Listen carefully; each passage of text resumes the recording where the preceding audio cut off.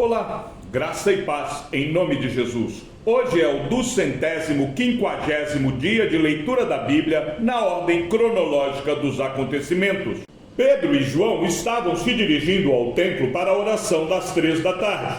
Estava sendo levado um homem coxo de nascença, que diariamente era colocado à porta do templo, chamada Formosa, para pedir esmolas aos que entravam. Quando ele viu Pedro e João, que iam entrar no templo, pediu que lhe dessem uma esmola. Pedro, fitando-o juntamente com João, disse: "Olhe para nós." Ele os olhava atentamente, esperando receber alguma coisa. Pedro, porém, lhe disse: "Não possuo nem prata nem ouro, mas o que tenho, isto lhe dou. Em nome de Jesus Cristo Nazareno, levante-se e ande." E pegando na mão direita do homem, ajudou-o a se levantar. Imediatamente os seus pés e tornozelos se firmaram, e dando um salto, ficou em pé. Começou a andar e entrou com eles no templo, pulando e louvando a Deus. Todo o povo viu o homem andando e louvando a Deus, e reconheceram que ele era o mesmo que pedia esmolas, assentado à porta formosa do templo. E ficaram muito admirados e espantados com o que lhe tinha acontecido. Enquanto aquele homem ainda se mantinha ao lado de Pedro e João, todo o povo, perplexo, correu para junto deles, no pórtico chamado de Salomão. Quando Pedro viu isso, dirigiu-se ao povo, dizendo: "Israelitas, por que vocês estão admirados com isto? Ou por que estão com os olhos fixos em nós, como que se pelo nosso próprio poder ou piedade tivéssemos feito este homem andar? O Deus de Abraão, o Deus de Isaque e o Deus de Jacó, o Deus dos nossos pais, glorificou o seu servo Jesus, a quem vocês traíram e negaram diante de Pilatos, quando este já havia decidido soltá-lo. Vocês negaram o santo e o justo e pediram que fosse solto um assassino. Vocês mataram o autor da vida, a quem Deus ressuscitou dentre os mortos, do que nós somos testemunhas. Pela fé no nome de Jesus é que esse mesmo nome fortaleceu a este homem que vocês estão vendo e bem conhecem. Sim, a fé que vem por meio de Jesus deu a este homem saúde perfeita na presença de todos vocês. E agora, irmãos, eu sei que vocês fizeram isso por ignorância, como também as suas autoridades o fizeram. Mas Deus, assim, cumpriu o que tinha anunciado anteriormente pela boca de todos os profetas, que o seu Cristo havia de padecer. Portanto, arrependam-se e se convertam, para que sejam cancelados os seus pecados, a fim de que, da presença do Senhor, venham tempos de refrigério, e que Ele envie o Cristo, que já foi designado para vocês, a saber, Jesus, ao qual é necessário que o céu receba até os tempos da restauração de todas as coisas, de que Deus falou por boca dos seus santos profetas desde a antiguidade. Porque Moisés disse: "O Senhor Deus fará com que, do meio dos irmãos de vocês, se levante um profeta semelhante a mim. A esse vocês ouvirão em tudo o que ele lhes disser. Quem não der ouvidos a esse profeta será exterminado do meio do povo." E todos os profetas, a começar com Samuel, assim como todos os que falaram depois dele, também anunciaram estes dias. Vocês são os filhos dos profetas e da aliança que Deus estabeleceu com os pais de vocês, dizendo a Abraão: "Na sua descendência serão abençoadas todas as nações da terra." Tendo Deus ressuscitado o seu servo, enviou-o primeiramente a vocês para abençoá-los, no sentido de que cada um abandone as suas maldades. Enquanto Pedro e João ainda falavam ao povo, chegaram os sacerdotes, o capitão do templo e os saduceus, ressentidos porque os apóstolos estavam ensinando o povo e anunciando em Jesus a ressurreição dentre os mortos. Prenderam Pedro e João e os recolheram ao cárcere até o dia seguinte, pois já era tarde. Porém, muitos dos que ouviram a palavra creram, subindo o número desses homens a quase 5.000. No dia seguinte, as autoridades, os anciãos e os escribas se reuniram em Jerusalém com o sumo sacerdote Anás, com Caifás, João, Alexandre e todos os que eram da linhagem do sumo sacerdote. E colocando os apóstolos diante deles, perguntaram: com que poder ou em nome de quem vocês fizeram isso? Então Pedro, cheio do Espírito Santo, lhes disse: autoridades do povo e anciãos, visto que hoje somos interrogados a propósito do benefício feito a um homem enfermo e de modo como ele foi curado, saibam os senhores todos e todo o povo de Israel que em nome de Jesus Cristo, o Nazareno, a quem vocês crucificaram e a quem Deus ressuscitou dentre os mortos, sim, em seu nome é que está sendo curado na presença de vocês. Este Jesus é a pedra que vocês, os construtores, rejeitaram, mas ele veio a ser a pedra angular, e não a salvação em nenhum outro, porque debaixo do céu não existe nenhum outro nome dado entre os homens pelo qual importa que sejamos salvos. Ao verem a ousadia de Pedro e João, sabendo que eram homens iletrados e incultos, ficaram admirados e reconheceram que eles haviam estado com Jesus. Vendo que o homem que havia sido curado estava com eles, nada tinham a dizer em contrário, e mandando-os sair do sinédrio, discutiam entre si, dizendo: que faremos com estes homens? Pois todos os moradores de Jerusalém sabem que um sinal notório foi feito por eles e não o podemos negar. Mas, para que não haja maior divulgação entre o povo, vamos ameaçá-los para não falarem mais neste nome, a quem quer que seja. Chamando-os, ordenaram-lhes que, de modo nenhum, falassem nem ensinassem no nome de Jesus. Mas Pedro e João responderam: os senhores mesmos julguem se é justo, diante de Deus, ouvirmos antes aos senhores do que a Deus, pois nós não podemos deixar de falar das coisas que vimos e ouvimos. Depois, ameaçando-os mais ainda, os soltaram, não tendo achado como os castigar por causa do povo, porque todos glorificavam a Deus pelo que tinha acontecido. Ora, o homem em quem tinha sido operado esse milagre de cura tinha mais de 40 anos de idade. Uma vez soltos, Pedro e João procuraram os irmãos e lhes contaram tudo que os principais sacerdotes e os anciãos lhes tinham falado. Ouvindo isto, unânimes, levantaram a voz a Deus e disseram: tu, soberano Senhor, fizeste o céu, a terra, o mar e tudo que neles há.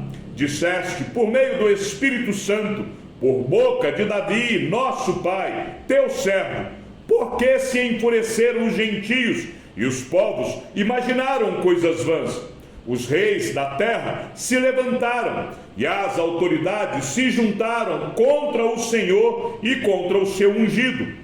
Porque, de fato, nesta cidade, Herodes e Pôncio Pilatos, com gentios e gente de Israel, se juntaram contra o teu santo servo Jesus, a quem ungiste, para fazerem tudo o que a tua mão e o teu propósito predeterminaram.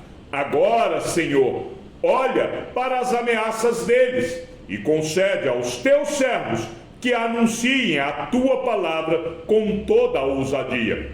Enquanto estendes a tua mão para fazer curas, sinais e prodígios por meio do nome do teu santo servo Jesus. Tendo eles orado, tremeu o lugar onde estavam reunidos. Todos ficaram cheios do Espírito Santo e com ousadia anunciavam a palavra de Deus. Da multidão dos que creram, era um o coração e a alma. Ninguém considerava exclusivamente sua nenhuma das coisas que possuía. Tudo, porém, lhes era comum. Com grande poder, os apóstolos davam testemunho da ressurreição do Senhor Jesus, e em todos eles havia abundante graça. Não havia nenhum necessitado entre eles, porque os que possuíam terras ou casas, vendendo-as, traziam os valores correspondentes e os depositavam aos pés dos apóstolos. Então se distribuía a cada um conforme a sua necessidade. Então José, a quem os apóstolos chamavam de Barnabé, que quer dizer filho da consolação, um levita, natural de Chipre, vendeu um campo que possuía, trouxe o dinheiro e o depositou aos pés dos apóstolos. Entretanto, certo homem chamado Ananias, com sua mulher Safira, vendeu uma propriedade, mas reteve uma parte do dinheiro. E Safira estava ciente disso. Levando o restante, depositou aos pés dos apóstolos. Então Pedro disse: Ananias, por que você permitiu que Satanás enchesse o seu coração para que você mentisse ao Espírito Santo, retendo parte do valor do campo? Não é verdade que, conservando a propriedade seria sua, e depois de vendida, o dinheiro não estaria em seu poder? Por que você decidiu fazer uma coisa dessas? Você não mentiu para os homens, mas para Deus. Ouvindo estas palavras, Ananias caiu morto, e sobreveio grande temor a todos os que souberam do que tinha acontecido. Levantando-se os moços, cobriram o corpo de Ananias e, levando-o para fora, o sepultaram. Quase 3 horas depois, entrou a mulher de Ananias, sem saber o que tinha acontecido. Então Pedro, dirigindo-se a ela, perguntou: Diga-me, foi por este valor que vocês venderam aquela terra? Ela respondeu: Sim, foi por esse valor. Então Pedro disse: Por que vocês entraram em acordo para tentar o Espírito do Senhor? Eis aí à porta os pés dos que sepultaram o seu marido, e eles levarão você também. No mesmo instante, ela caiu aos pés de Pedro e morreu. Entrando os moços, viram que ela estava morta, e levando-a, sepultaram-na ao lado do marido. E sobreveio grande temor a toda a igreja e a todos aqueles que ouviram falar destes acontecimentos.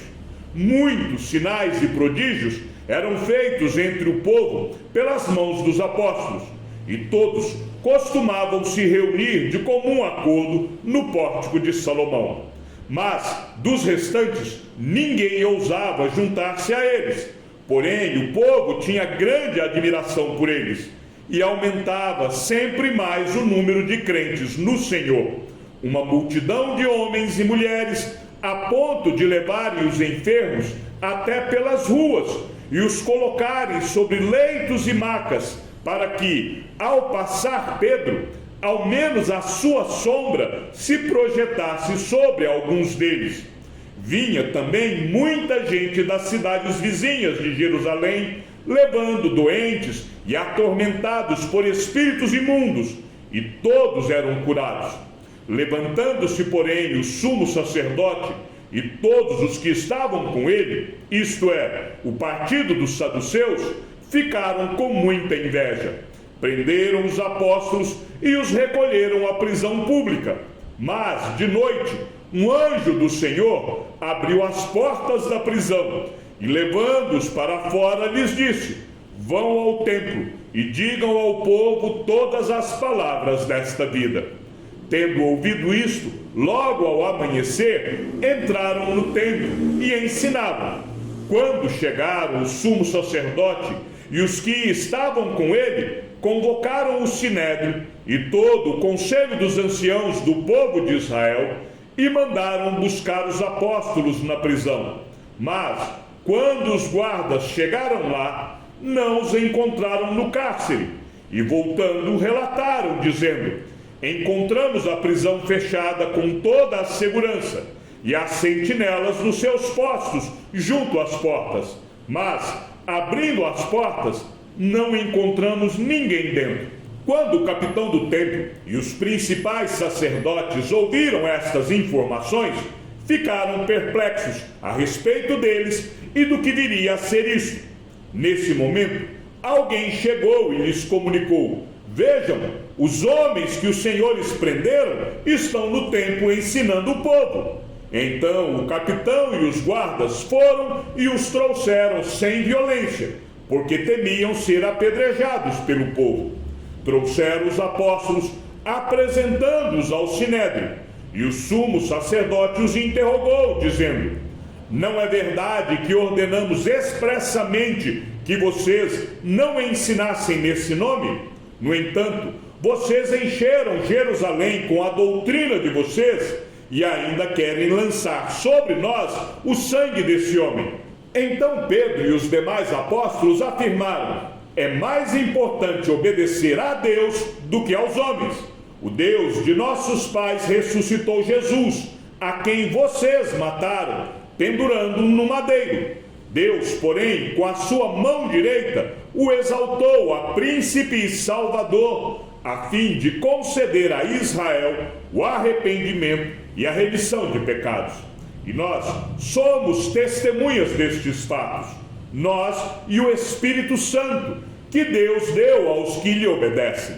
Eles, porém, ouvindo isso, se enfureceram e queriam matá-los. Mas, levantando-se no sinédrio um fariseu chamado Gamaliel, mestre da lei, respeitado por todo o povo, mandou que os apóstolos fossem levados para fora por um momento. Então disse ao sinédrio: israelitas, tenham cuidado com o que vão fazer a estes homens, porque há algum tempo atrás se levantou Teudas, dizendo ser alguém muito importante, ao qual se juntaram cerca de 400 homens, mas ele foi morto, e todos os que lhe obedeciam se dispersaram e foram reduzidos a nada. Depois desse, levantou-se Judas, o Galileu, nos dias do recenseamento, e levou muitos consigo. Também este foi morto, e todos os que lhe obedeciam foram dispersos. Neste caso de agora, digo a vocês, não façam nada contra esses homens, deixem que vão embora, porque se este plano ou esta obra vem de homens, será destruído, mas se vem de Deus, vocês não poderão destruí-los e correm o risco de estar lutando contra Deus. E os membros do sinédrio concordaram com Gamaliel. Então chamaram os apóstolos e os açoitaram, e ordenando-lhes que não falassem no nome de Jesus, os soltaram.